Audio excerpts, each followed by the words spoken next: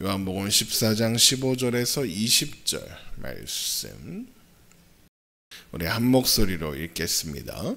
너희가 나를 사랑하면 나의 계명을 지키리라. 내가 아버지께 구하겠으니 그가 또 다른 보혜사를 너희에게 주사 영원토록 너희와 함께 있게 하리니 그는 진리의 영이라. 세상은 능히 그를 받지 못하나니 이는 그를 보지도 못하고 알지도 못함이라. 그러나 너희는 그를 아나니 그는 너희와 함께 거하시며 또 너희 속에 계시겠음이라.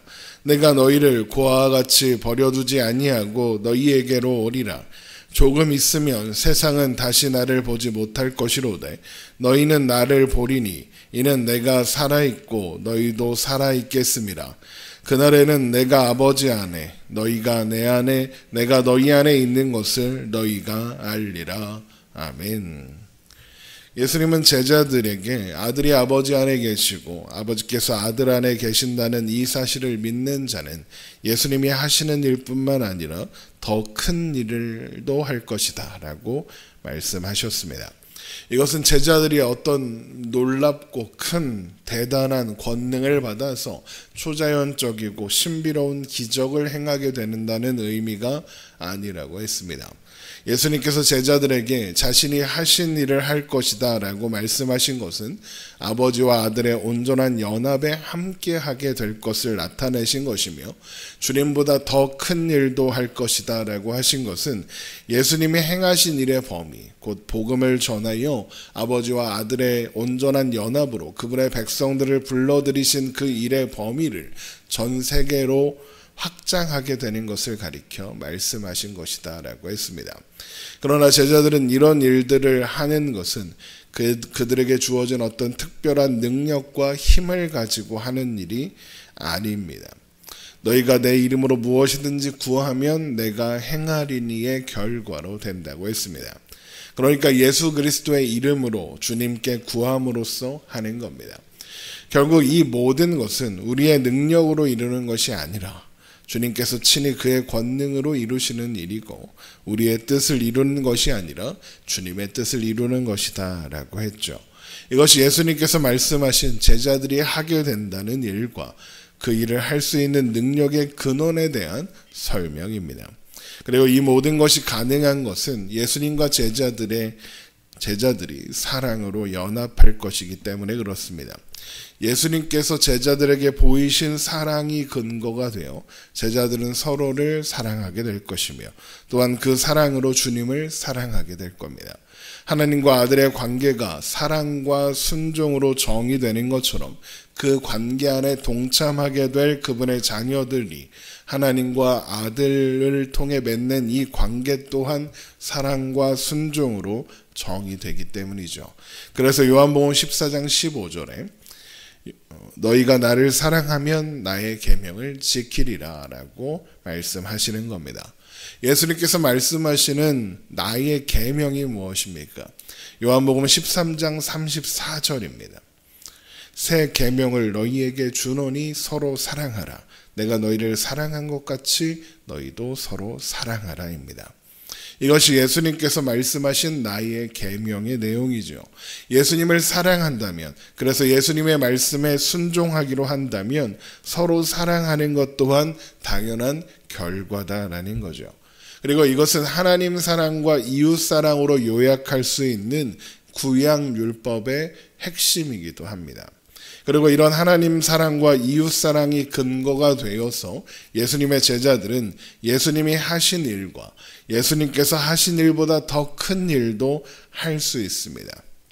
하나님과 아들의 온전한 사랑의 연합 안에 제자들 또한 거하게 되고 그 사랑의 연합이 힘이 되고 능력이 되어 그들이 존재하는 모든 곳에 그 사랑을 나타내어 보이지 않는 하나님을 보이게 할 테니까요.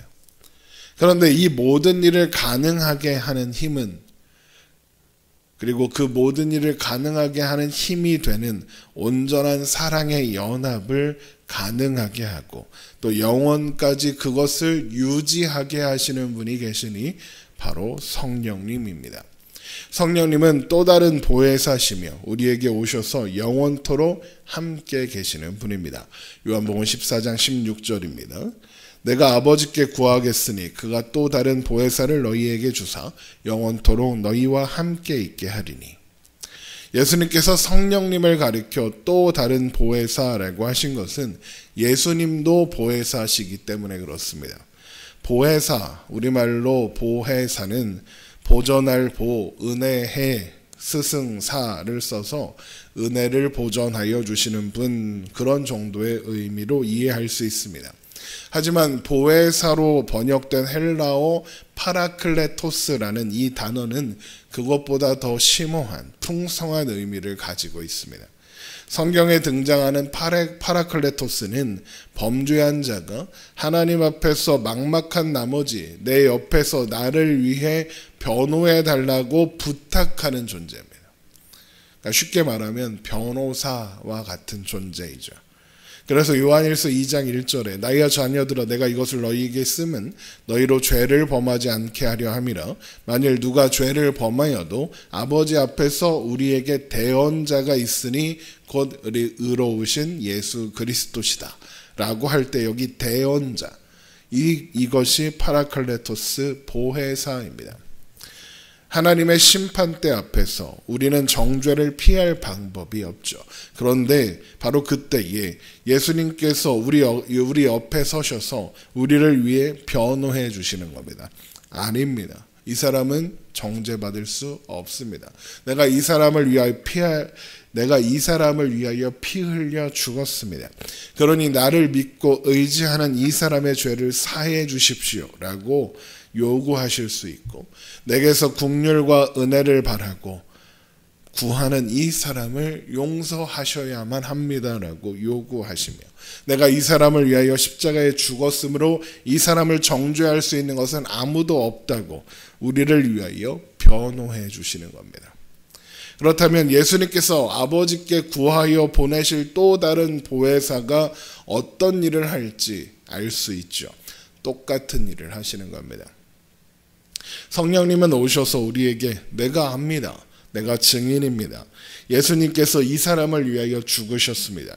그래서 이 사람은 무죄입니다. 이 사람은 정죄받을 수 없습니다. 이 사람의 구원과 그 신분을 제가 보증합니다. 라고 하시는 거죠. 우리의 보증이 되신다 라고 성경은 이야기합니다. 그래서 우리는 언제든 그분께로 피할 수 있고 그분께 도우심을 구할 수 있습니다. 우리의 연약함으로 인해서 도저히 스스로 감당할 수 없을 것만 같을 때, 그래서 주저앉아 버리고 싶을 때, 절망 가운데 어디를 바라보아야 할지 몰라 막막할 때, 오라 나는 공고한 자로다, 이 사망의 몸에서 누가 나를 건져내랴, 이런 깊은 한숨만이 가득할 때 우리를 위하여 하나님께 대신 간구하는 파라클레토스, 우리의 대언자가 되시는 분이 바로 성령님이다라는 겁니다. 그래서 로마서 8장 26절을 보면 이런 말씀이 있는 겁니다. 한번 찾아보겠습니다. 요한복음으로 돌아올 거니까 이렇게 잡으시고 로마서 8장 26절로 가봅니다. 요한복음 8장 26절입니다. 요한복음 8장 26절. 이와 같이 성령도 우리의 연약함을 도우시나니 우리는 마땅히 기도할 바를 알지 못하나 오직 성령이 말할 수 없는 탄식으로 우리를 위하여 친히 간구하시느니라. 마음을 살피시는 이가 성령의 생각을 아시나니 이는 성령이 하나님의 뜻대로 성도를 위하여 간구하심이니라. 바로 이런 보혜사이신 성령님께서 영원토록 우리와 함께 계신다 라고 예수님께서 약속하시는 겁니다.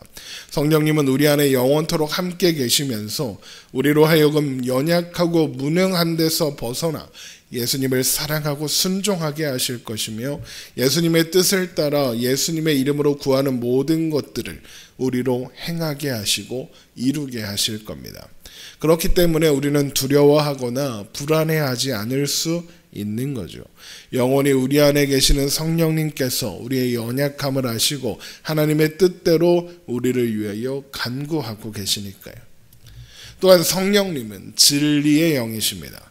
그러니까 진리의 원천이 되신다라는 의미죠. 진리의 영으로 우리 안에 계셔서 우리에게 진리를 알게 하시고 우리를 진리로 인도하십니다. 요한복음 14장 17절입니다.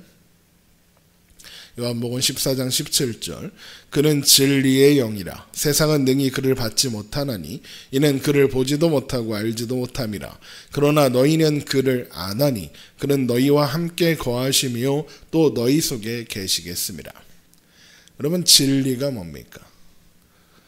진리는 주님께서 말씀하신 것처럼 예수 그리스도 그 자체입니다. 예수님이 진리이십니다. 예수님만이 모든 만물의 근원과 본질과 가치와 기능과 목적을 아십니다. 또한 그래서 예수님만이 인생의 의미와 방향과 종착지를 아십니다.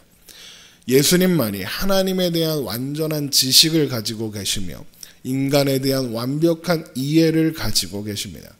온 천하 우주 만물을 운행하는 원리, 그 가운데 역사하시는 하나님의 섭리와 경륜, 그리고 그 속에 있는 우리의 존재의 원인과 가치, 존재까지 유사 이래로 인간이 찾아온 모든 진리는 예수님께로부터만 공급되며 예수님을 통해서만 알 수 있습니다. 그래서 성경은 진리의 영이신 성령님을 가리켜 예수의 영이다라고 이야기하기도 하는 겁니다. 물론 그렇다고 해서 예수님과 성령님이 같은 존재다 이런 의미는 아닙니다. 삼위일체의 온전한 연합 가운데 드러나는 완전한 일치성이 그렇게 표현되는 겁니다. 예수님과 성령님은 구별될 수 있지만 분리되지는 않는 존재이시다라는 것이 그렇게 드러나는 거죠. 성령님이 진리의 영이신 것은 성령님께서 진리이신 예수 그리스도를 우리에게 증거하시는 분이기 때문입니다. 우리 요한복음 15장 26절을 봅니다. 한 장 넘겨서 요한복음 15장 26절 내가 아버지께로부터 너희에게 보낼 보혜사 곧 아버지께로부터 나오시는 진리의 성령이 오실 때에 그가 나를 증언하실 것이요 너희도 처음부터 나와 함께 있었으므로 증언하느리라.